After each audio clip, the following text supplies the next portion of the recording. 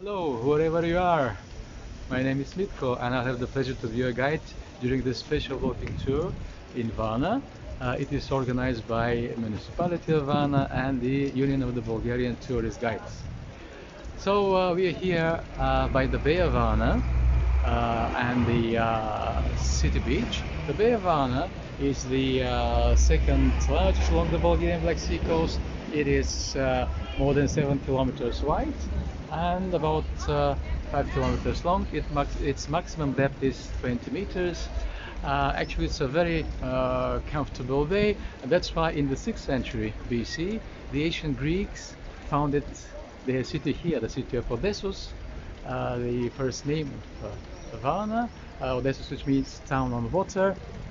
And that's why the first modern port, first port of Varna was built by the Greeks by the Bay of Varna, not far from here.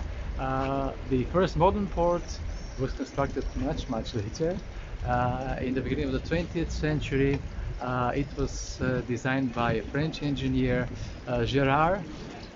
He also took part in the construction of Panama Canal. The construction was supervised by English engineer Hartley. The port was officially opened in 1906 by the Bulgarian king at that time, Ferdinand. Of course, later the port was reconstructed several times. Passenger terminal was opened in 1972, and also in the 1970s another port was built by Varna Lake, which is situated west of the Bay of Varna. It is connected with the Lake of Belslav and other lakes. So altogether there are 30 kilometers lake, and the port which was built there was called Port Varna West. So Varna is one of the two main Bulgarian Black Sea ports. The city beach, which is down there, is a couple of kilometers long, a very nice beach, visited by thousands of people during the summer season, which is from May till September, but there are people even in October. There are plenty of people from different countries, mostly from European countries. Just mention a few of them: Germany, Great Britain, Sweden, Denmark, Poland, Russia, Ukraine, and so on and so on. In fact, there are also a couple of swimming pools here by the city beach, and they use mineral water. The fountain, which you can see here, is also with mineral water. There are several mineral springs in Varna, and actually one of them is not far from here. And by the fountain you can see one of the symbols of the city beach of Varna, a couple of dragons with their eggs. I don't know why it is red, maybe Easter egg anyway. But something about the mineral springs, one of the greatest treasures of this country. There are hundreds of recognized mineral springs in Bulgaria. They have different chemical compositions, different temperatures, different curative powers. Many of them have been known since ancient times, and the Romans, for instance, built some of their cities by some of the most popular mineral springs which still exist. I'll give you just an example. The city of Sofia, Bulgarian capital, was established about 2000 years ago by the Romans, and even nowadays in downtown Sofia there are mineral springs.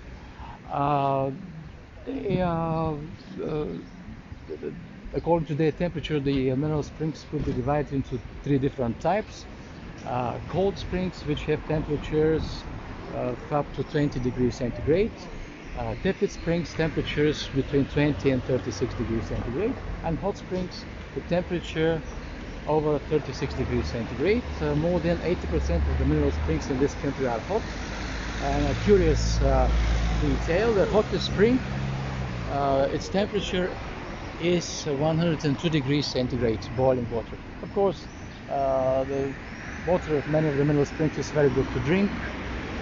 So this is really one of the greatest treasures of this country. They are also used in the treatment of great variety of conditions in different medical centers, spas, sanatoria, and so on and so on. So we are walking now along the city beach, which is down there, and along this nice beach there are also plenty of bars, pubs, nightclubs, restaurants. So it is a very nice place to spend your holiday, for instance after the beach or at night. Beer, cocktails, good food, really very nice place. The alley which is along the city beach of Varna. The street which is on the left hand side leads to the main entrance of the Seaside Park. In fact, we are going to spend most of the time in this beautiful park, the Seaside Park of Varna, or Marine Gardens. And this is one of the biggest city parks in Europe. I'm going to tell you something more about it later, but just have in mind that it is about 5 kilometers long and up to 600 meters wide. Along this street on the left hand side there are some old buildings from the 19th century. In fact, many of the buildings were destroyed during the big fire in 1854. That was during the Crimean War.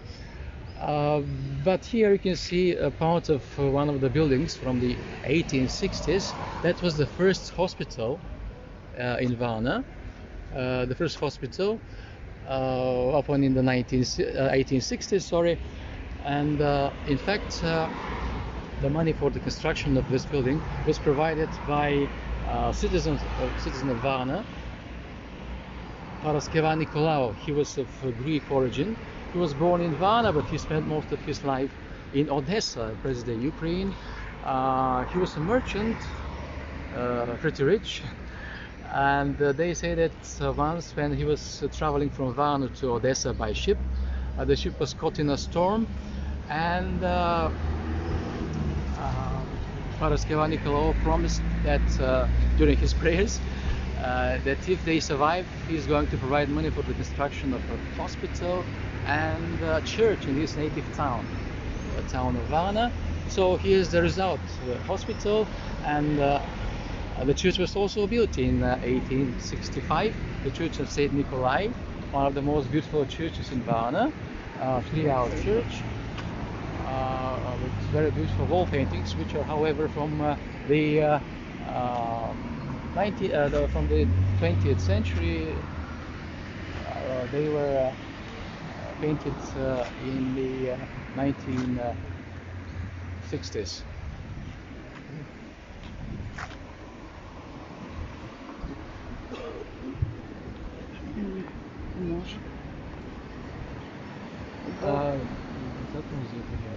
So we are now by the Naval Museum, the only one in this country. Actually, it was opened in 1923, in the 1920s, and the building is in fact from the 1890s, built by the first consul of Italy in Varna, Assaretto. Later the building was used as a casino, and in 1856 it housed the Naval Museum. Of course, it is connected with the history of the Bulgarian Navy, history of navigation along the Bulgarian Black Sea coast since the remotest past. There are plenty of documents, pictures, arms, uniforms, and so on and so on. In the courtyard there are bigger artifacts like guns, boats, mines, a couple of helicopters, and so on and so on. Actually here you can see that is in front of the museum, a very famous torpedo boat. A torpedo boat which was part of the Bulgarian Navy in the beginning of the 19th century. The modern Bulgarian Navy was established after the liberation of Bulgaria from Ottoman domination at the end of the 19th century. In 1906 they ordered 6 torpedo boats like this in France in Schneider shipyards. So they came to Varna in 1909. They became part of the Bulgarian Navy. Turkey was defeated and Bulgaria fought on the main front against the main Turkish forces. So during the First Balkan War, the Turkish Navy threatened the Bulgarian Black Sea coast. In November, 8th of November 1912, the Bulgarian Navy received information that a convoy of Turkish ships is going from the port of Constance, which is in Romania, to Istanbul, to Turkey, with supplies for the army. They are escorted by several warships, among them one of the biggest battleships of Turkish Navy, Hamidiye, a cruiser, heavy armed cruiser.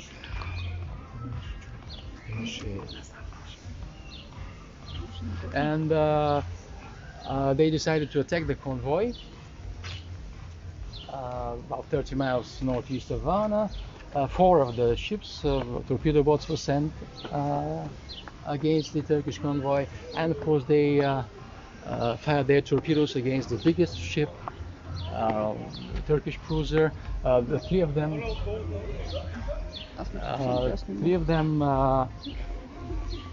missed, but the 4th one, this one, torpedoed Turkish battleship, which was seriously damaged, and they barely managed to take it to Istanbul. And they are very lucky because on that night, the 8th of November, the sea was very, very calm. Anyway, this was one of the greatest victories of the Bulgarian Navy. That's why they decided to place the boat in front of the Naval Museum.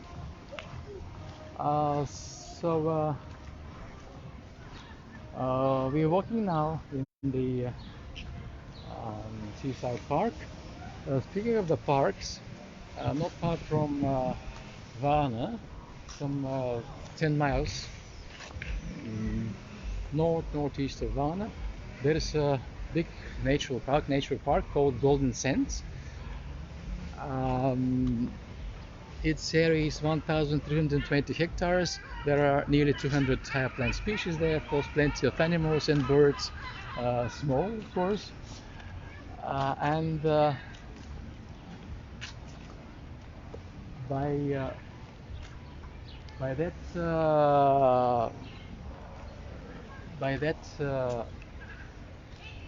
park they built in 1950s one of the most popular Bulgarian seaside resorts, which is called Golden Sands. Its construction began in 1956. Nowadays there are nearly 100 hotels there. The beach of the resort is 4 kilometers long. Very nice, very beautiful beach. That's why the resort was called Golden Sands. In fact, it is a very nice combination of sea, forest, and a beautiful beach. Also north east of Varna there is another resort, the oldest Bulgarian seaside resort, which is called the resort of St. Constance and St. Helena.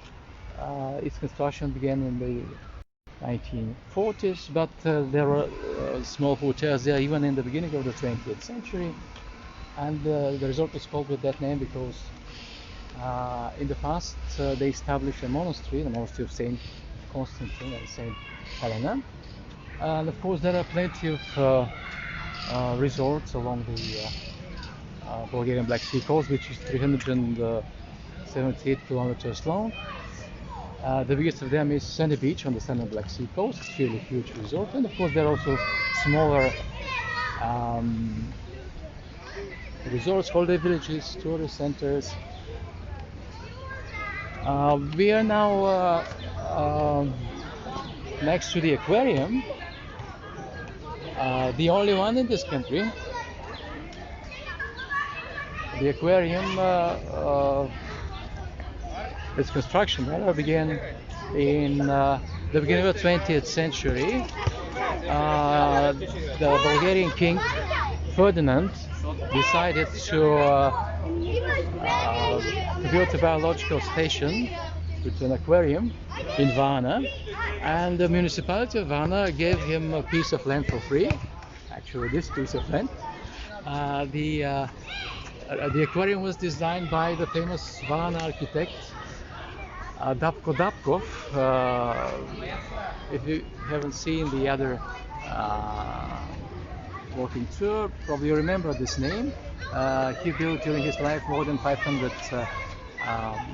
private and public buildings in Varna and throughout the country. So the construction began in 1907. The aquarium was ready in 1912, but in that year began the First Balkan War, and that's why it was not open during the war. Some troops were billeted there, later refugees.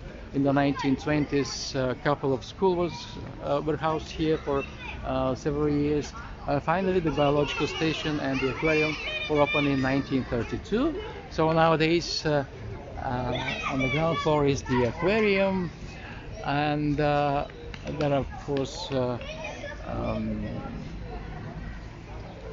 fishes from all over the world, we can say, but mostly from the Black Sea fauna. On the upper floor is the Institute of Fish Resources. In front of the aquarium there is a model of the Black Sea. It was built a long time ago, maybe half a century ago.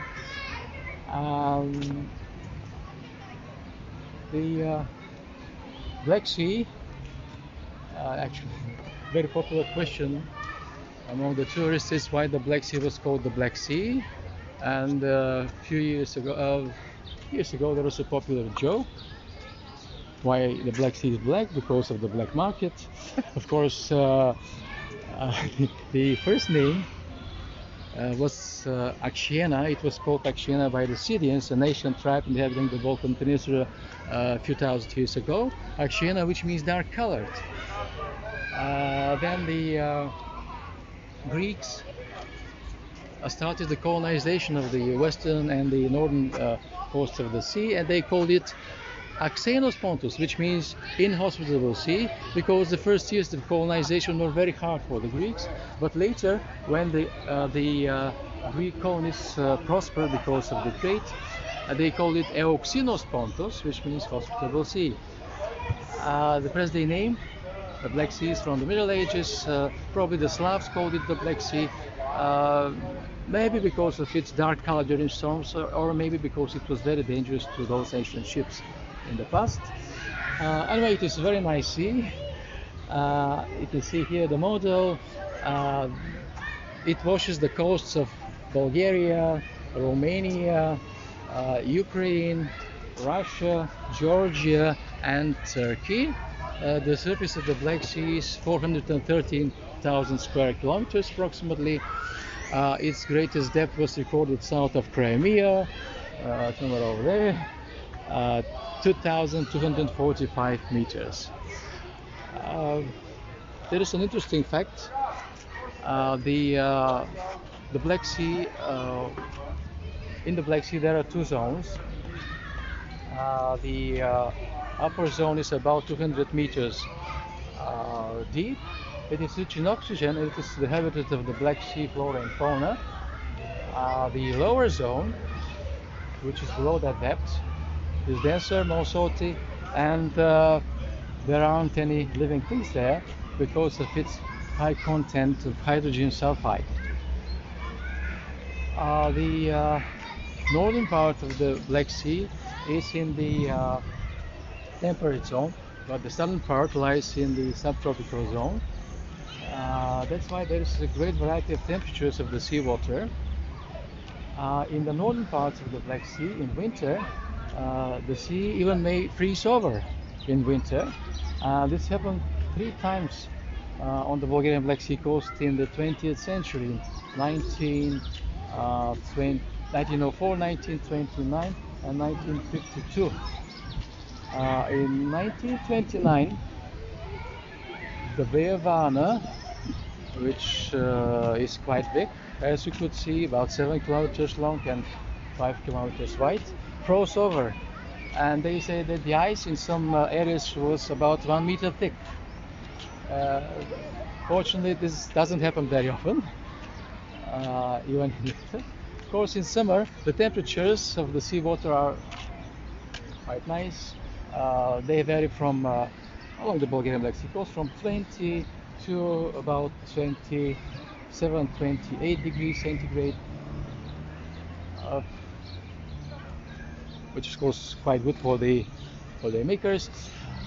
And another popular question, speaking of the temperature of the seawater, is about the climate, the weather in winter in Varna, in summer. Actually, Bulgaria in general has a temperate climate, but here on the coast, it is influenced by the Black Sea. The summer in Varna is very nice. The temperatures are usually not very high. It is connected with the influence of the Black Sea. They are really over 30 degrees centigrade. Autumn is very nice in Varna, long and warm, and it is also connected with the influence of the Black Sea. The seawater in September, in October is still warm, so it is really very nice in autumn in Varna.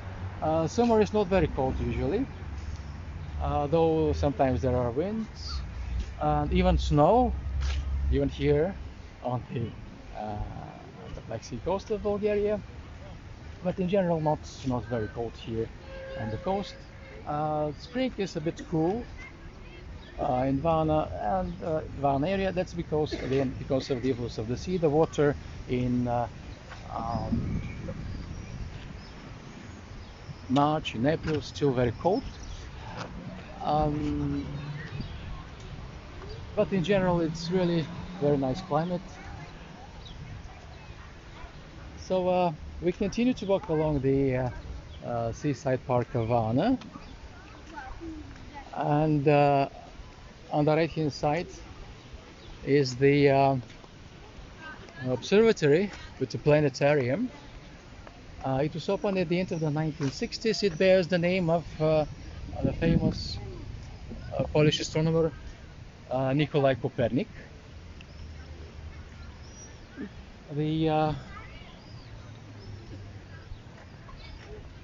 That's the observatory. Actually, the Seaside Park of Varna, like I said before, is one of the biggest city parks in Europe. In fact, the first trees in this area were planted in the 1860s next to the present-day Aquarium in that area. But the real construction of the park began at the end of the 19th century, when the famous Czech gardener Anthony Novak was invited, and in fact he is the man responsible for this beautiful park. In fact, he did his best. He came to Bulgaria in 1895, and he spent the rest of his life here in Varna. And he selected the best plants for this beautiful park. In fact, she took some trees and shrubs from the nearby forest, the forest near Varna, north and south of Varna. He even took some Mediterranean species with oxen carts. You can imagine this Mediterranean Varna. So nowadays there are about 300 different species in this park. Its area is 80 hectares. Among them linden trees, which are very popular in Varna, not only here in the park but also along many of the streets of the city. There are pine, fir, oak trees. There are magnolia trees, a tree which is not typical for this country. Ginkgo tree, the holy tree of China, also could be seen in the Seaside Park of Varna, and not only here. In the Seaside Park, the Naval Museum, the observatory, the aquarium, there is a Museum of Natural Science.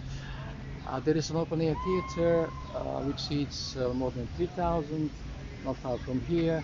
There is a small zoo, and the Varna Dolphinarium is also situated in the Seaside Park of Varna. The only one in this country. It was built in 1984, in 4 months.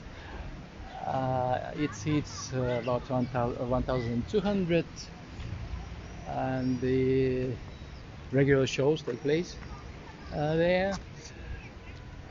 So this is the main entrance of the Seaside Park, and the square, which is in front of the entrance, bears the name of Antonin Novak, the man who created this beauty. Another curious fact, that is the sundial over there. It's of course modern, but in the 1950s there was a monument there, the monument to a very popular person, the monument to Joseph Vissarionovich Stalin. In fact, during that period after the socialism or communism in Bulgaria, the city of Varna was renamed. It was called the city of Stalin in 1949. In 1953 Stalin died, but probably some people were not sure. That's why the monument stayed there, and it was finally removed in 1956.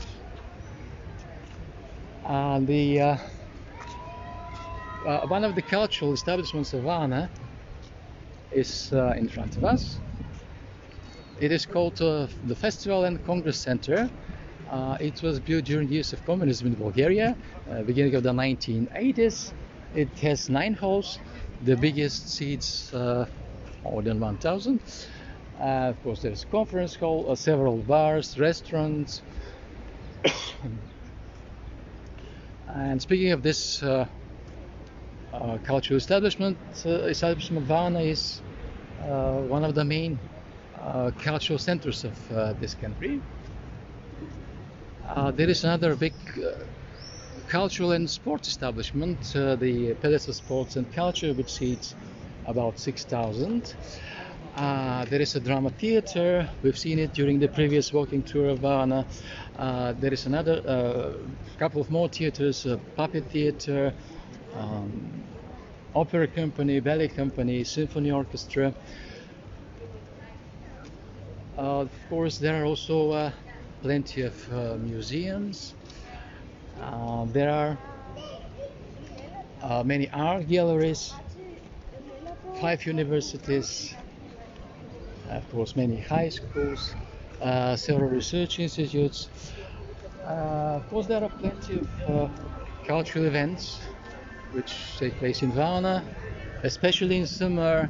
Probably the most popular cultural event in this city, that is a festival called Vana Summer. It is dedicated to music, to drama, to ballet. For the first time it took place in 1926, and they stopped it just for a couple of years during World War II. It is an international festival. Very popular is in the frames of this festival, the International Folk Festival. Of course, there are many cultural events.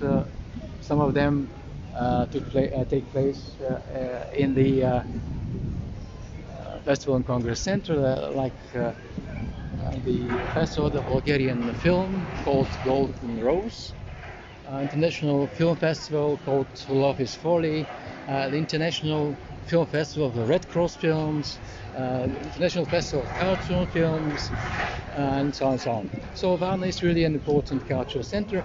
I've just mentioned the museums. Of course, the biggest museum is the Archaeological Museum, Varna.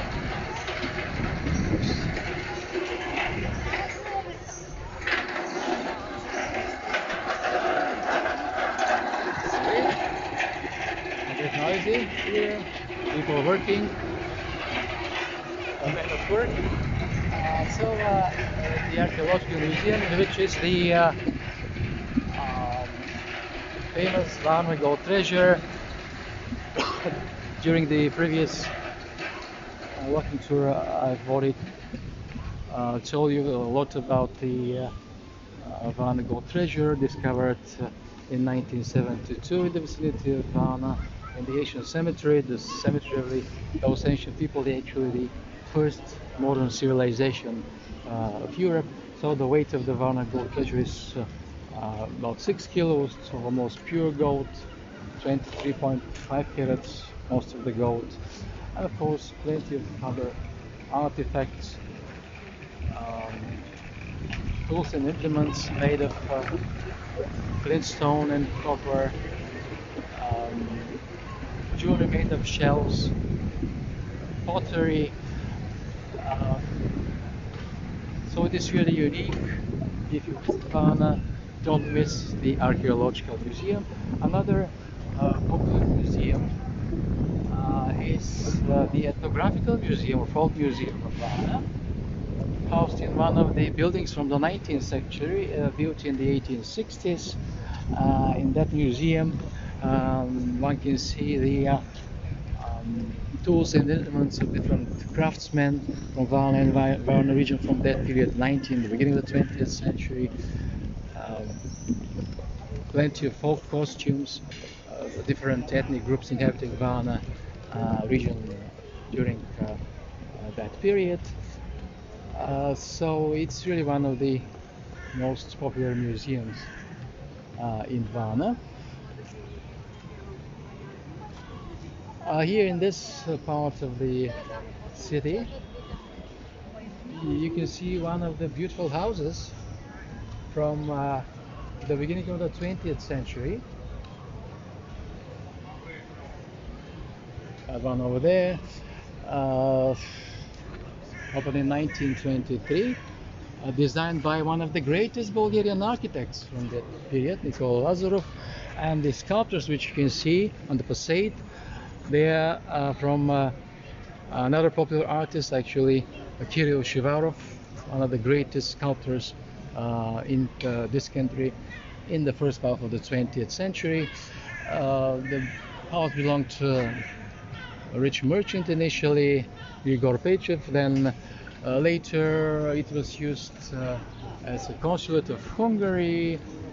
Then the sitting of the local committee of the Bulgarian Communist Party. Nowadays it is a bank. On the other side, there is a hotel, in fact the biggest hotel in Varna. It is called Chernomore Hotel.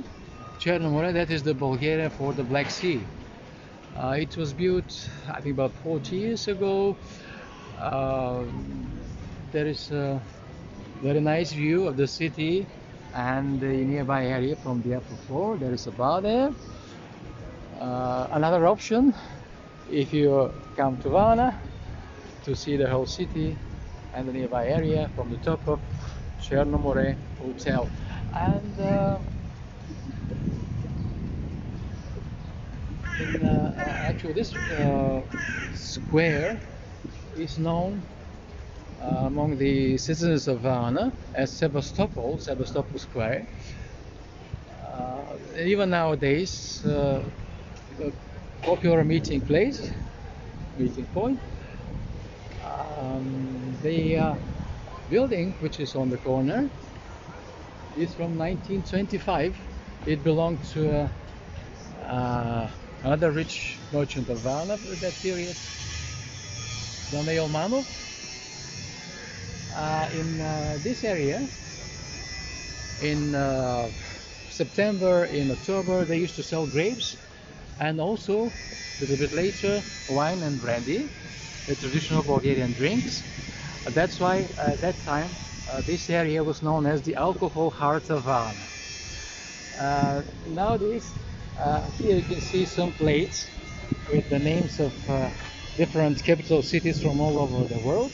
Of course, in the middle is the plate of Varna with the coat of arms of Varna, two lions holding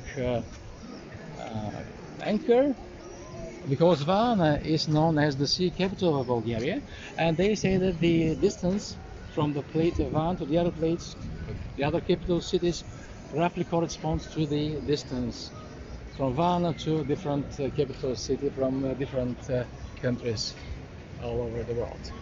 Not far from here is also the art gallery, the only state gallery in Varna. It was established after World War II, and since the 1880s it is housed in a very beautiful building which used to be boys' high school, built in neo-Gothic style at the end of the 19th century. Plenty of works of art, mostly of Bulgarian artists, but also there are several portraits of very popular Dutch artists, Anselm van Goole, 16th century, 17th century.